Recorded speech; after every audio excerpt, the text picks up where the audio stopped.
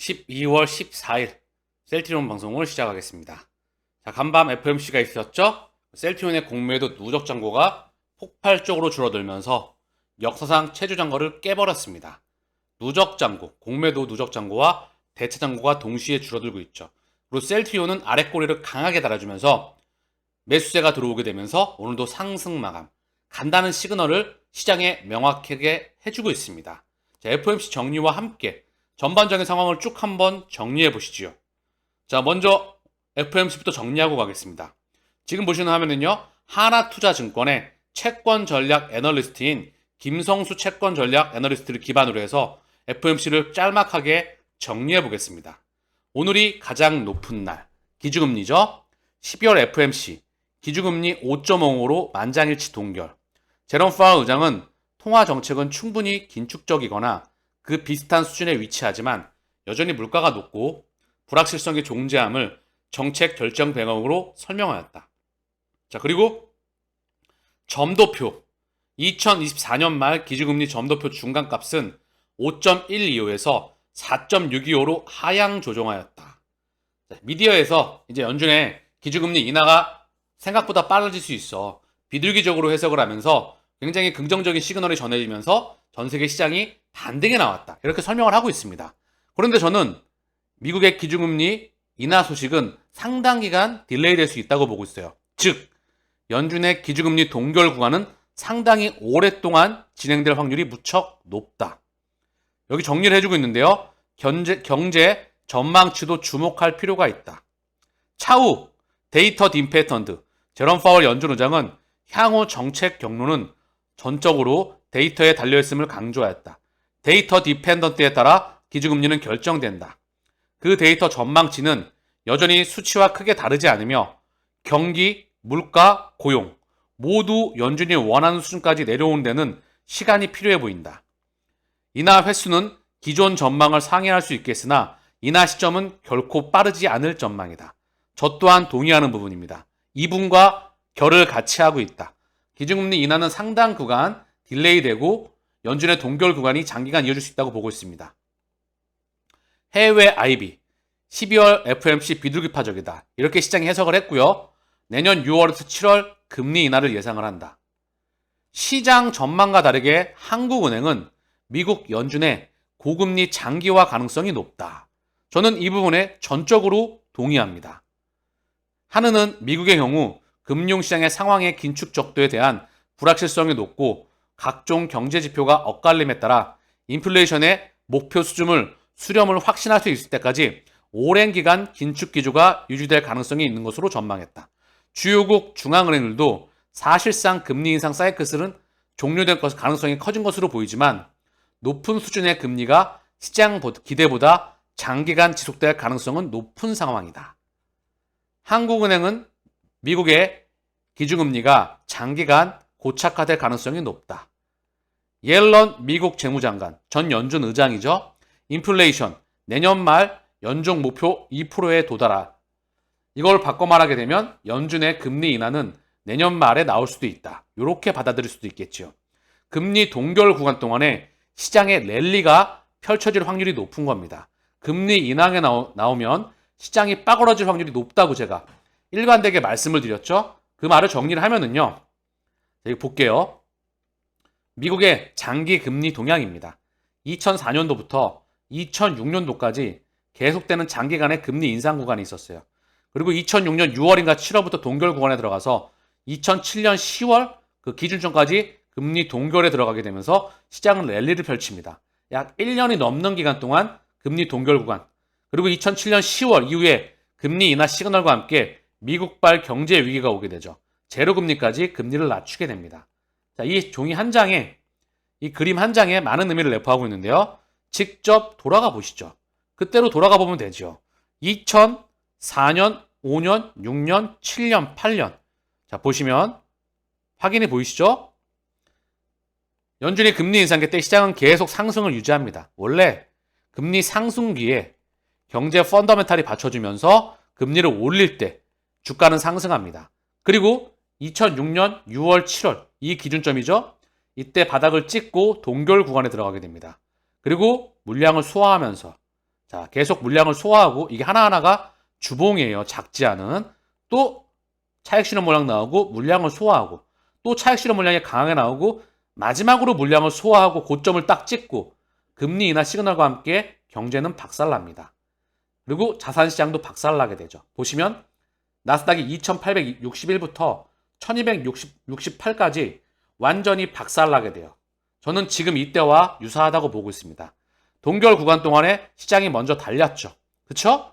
그리고 계속해서 물량을 소화하면서 달려나간다면 과연 금리 인하가 나왔을 때 이게 다시 한번 말씀드리면 좀 전에 보셨죠? 여기 보시면 경제와 경기, 물가, 고용이 모두가 다 빠그러지는데 금리를 살짝 내린다고 시장은 이미 달렸는데 금리를 1%, 2% 요거 내린다고 요게 올라갑니까? 아니지요. 만약에 바닥권에서 증시가 바닥권에서 물량을 소화하고 그리고 경제를 리발버시키고 기간 조정을 거친 다음에 간다고 한다면 이야기가 되겠지요. 그러나 그 상황이 아닙니다. 지금 상황은 경제 펀더멘털이 받쳐주지 않는 그런 버블의 국면으로 들어가고 있어요. 그 기준점으로 보시면 될 것 같습니다. 자, FOMC 한 방에 정리되시죠? 즉 정리를 하면 연준의 동결 구간이 길어지면 길어질수록 자산시장의 랠리는 장기간 지속될 가능성이 높습니다. 이와 더불어 셀트리온의 상승장이 이어질 확률이 높다는 것이지요. 자, 그러면 셀트리온으로 돌아와서 오늘 공매도 누적 잔고가 171만 주, 단방에 23만 주가 줄어들게 되면서 역사상 최저 잔고를 깨버렸습니다. 곧 있으면 100만 주 아래로 내려가겠지요. 자, 그리고 오늘 코스피는 1.34, 코스닥은 1.36 상승 마감하였고요. 셀트리온은 2.11, 헬스케어는 2.03, 제약은 5.78, 나란히 삼형제가 상승 마감하였습니다. 즉 이제는 간다는 실험을 시장에 명확하게 하고 있는 것으로 보여집니다. 그쵸? 이 주봉인데요. 뚫어버렸잖아요. 이동평균선을 다 뚫어버렸어. 여기 위에 딱 올라섰어. 거래량도 245만 주 가까이 터졌죠? 나 갈 거야. 거래량도 동반되고요. 좀만 더 거래량이 동반되면서 19만 원, 20만 원이 터지면 미디어에서 살짝 움직일 겁니다. 지금 올리는 건 개인들이 아니에요. 바로 그들이죠. 초반 상승 랠리이기 때문에. 그쵸? 이제 누가 보더라도 거래량이 동반되고 있어. 그러면서 물량 소화하면서 나는 가겠다는 시그널을 보입니다. 그쵸? 이렇게 밀릴 때가 아니라는 거예요. 이제는 밀고 싶은 마음도 없다. 대차장고와 누적장고를 보시게 되면 이들이 떠나가고 있다는 것을 우리는 명실상부하게 알 수가 있습니다. 자, 원화는 1300원 밑으로 내려왔습니다. 제가 말씀드렸죠? 원화는 강세로 갈 거다. 여기 깨고 다시 강세로 갈 거예요. 이 저점까지. 달러 인덱스는 102.84. 다시 한번 강세가 나왔지만 차익 실현 물량이 나오면서 얘도 깨고 밑으로 내려갈 겁니다. 국제유가는 바닥에서 박박 기고 있죠. 미국 국채 10년물도 마찬가지로 얘도 하락이 단기간에 크게 나왔습니다. 그래서 여기 저점을 또 깨고 내려가고 있죠. 그리고 시장이 달려나가는 겁니다.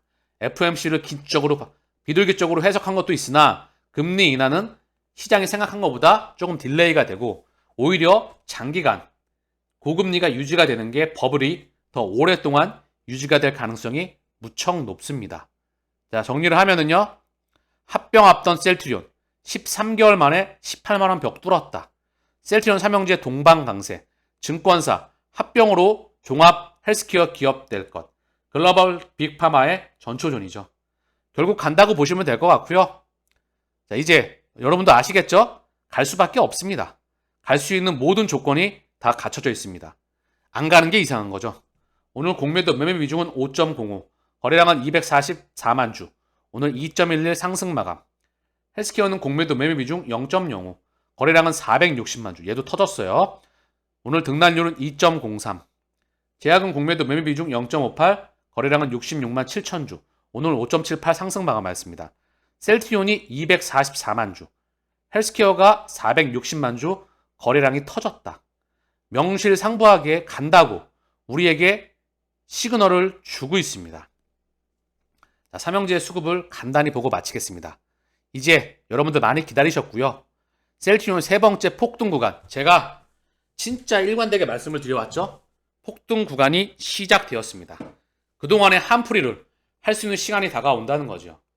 자, 매수에는 삼성, JP모건, UBS, 모건스탠리, 신한, 얘네의 매도 창구가 쏟아지고 있습니다. 키움과 함께. 얘네가 집에 간다는 것이지요. 잘 가. 내가 굿바이는 못하겠고요. 잘 가라. 그냥 영원히 가버리세요. 이제는 보고 싶지가 않습니다. 자, 셀트리온 삼형제 오늘 수급을 보겠습니다. 자, 쌍끌이 매수가 들어올 확률이 무척 높겠지요. 셀트리온과 헬스케어. 그중 셀트리온은 오늘도 개인의 매도 물량이 25만 주. 자, 그쵸? 외국계 물량은 간만에 100만 주 매도가 나왔지만 그동안에 들어왔어. 자, 그리고 얘네 창구가 좀 바빠 보이지만 거래량은 244만 주 터졌습니다.